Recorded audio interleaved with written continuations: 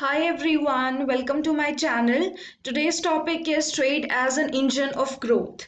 So, firstly, we will discuss the importance of trade in the international market, or we'll say the benefits of trade for an economic development. So, firstly, the classical economists like the Adam Smith gave more weight to international trade and focused on the free trade and without any government interference.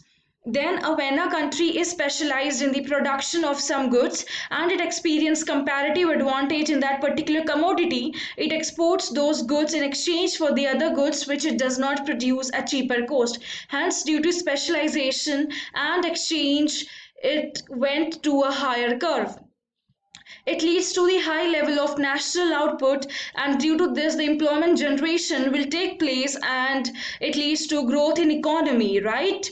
So the another stuff we have is in case of developing countries, we know that market size is small, hence there is no incentive for the investors to invest and to innovate the new product. But after the trade has opened up, market size has increased, and hence the investors will also come up with with their new projects, right? Savings and the investment also grows. It leads to the larger inflow of resources in an economy.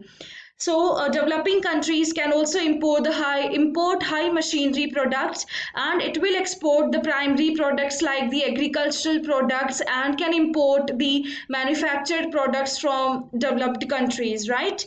Then we have it also, foreign trade also lead to have an educative effect. For example, it leads to the transfer of technology, transfer of ideas, and the managerial talents, along with the transfer of goods. So we'll just continue with the benefits. It also keeps a check on monopolistic tendency, like it is the best guarantee for the maintenance of a high degree of free competition. It promotes the maximization of the welfare for the world, as the scarce resources are best allocated, or we can say the efficiency is there.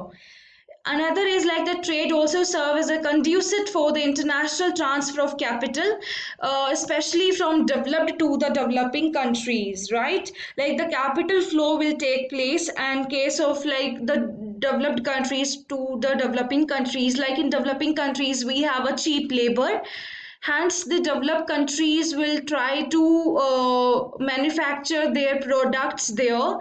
And yes, that's how the LDC, in case of LDCs, the employment generation will be there. But there are some harmful effects will also be there. So first of all, we'll discuss the harmful effects. In the drain of resources from developing to developed resources, countries will take place. Trade has the potential to lead the indiscriminate exploitation of natural resources, especially in developing countries. And also because of the indiscriminate use of the resources and the relocation or the location of polluting and dangerous factories in the case of developing world for the benefit of developed world, trade also causes the environmental problems, right? It gives rise to the demonstration effect in developing countries. So it is a term which is used in international economics. People imitate the consumption habits of developed countries by importing the high valued goods. So this could have a negative social and economic consequences.